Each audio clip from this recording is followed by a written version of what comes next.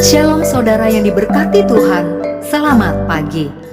Sate pagi hari ini bertemakan Alopecia areata. Adapun firman Tuhan terambil dari 1 Samuel pasal 16 ayat 7. Tetapi berfirmanlah Tuhan kepada Samuel, janganlah pandang parasnya atau perawakan yang tinggi, sebab aku telah menolaknya. Bukan yang dilihat manusia, yang dilihat Allah. Manusia melihat apa yang di depan mata, tetapi Tuhan melihat hati.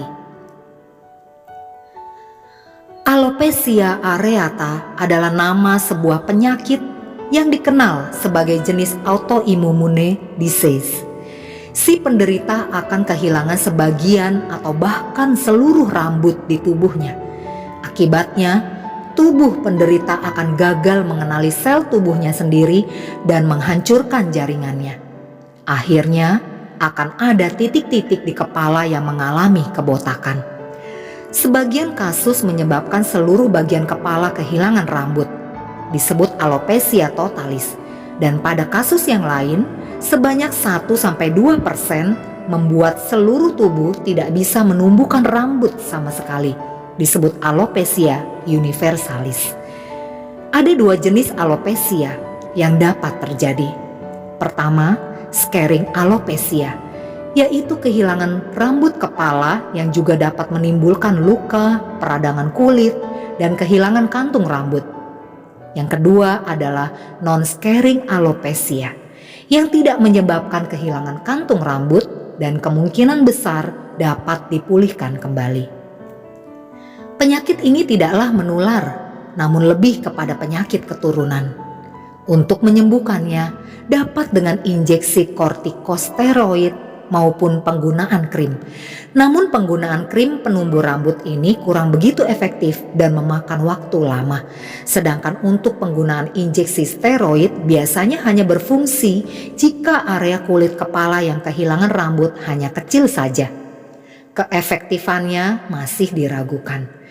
Ada juga yang menggunakan obat-obatan lain seperti Elocon, Mometasone, Atralin, dan Siklosporin, dan terkadang juga dikombinasikan.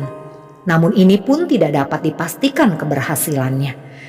Beberapa kasus terjadi di mana penderita berhasil menumbuhkan rambutnya, namun tidak lama kemudian mulai rontok kembali. Kebotakan rambut dapat menjadi masalah serius jika penderitanya adalah wanita. Bagi wanita, rambut adalah mahkota kepalanya yang menjadikan mereka tampil cantik dan menawan. Namun sesungguhnya, penampilan cantik atau tampan bukanlah segalanya.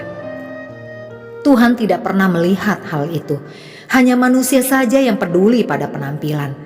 Tuhan dapat memakai siapapun yang dipandang dunia sebagai orang-orang terbuang, payah, jelek, cacat, dan bodoh.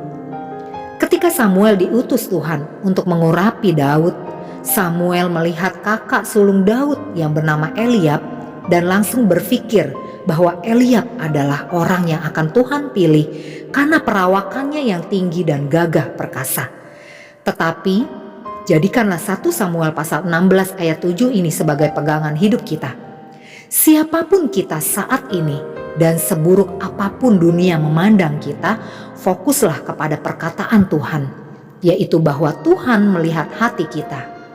Dia akan memandang orang dengan hati yang bersih jauh lebih indah dan mulia dibanding orang yang berpenampilan sempurna namun hatinya jauh dari Tuhan. Bukan berarti sama sekali kita tidak memperhatikan penampilan luar, namun itu bukan hal yang utama. Sebab keberhasilan kita membuat penampilan luar yang menarik dapat membuat kita sombong. Yang utama adalah hati yang bersih dan takut akan Tuhan. Amin. Mari saudara kita berdoa. Bapa Sorgawi, mungkin dunia memandangku sebelah mata, namun aku akan tetap menjaga hatiku bersih agar Engkau memandangku dengan luar biasa. Di dalam nama Tuhan Yesus, aku berdoa. Amin.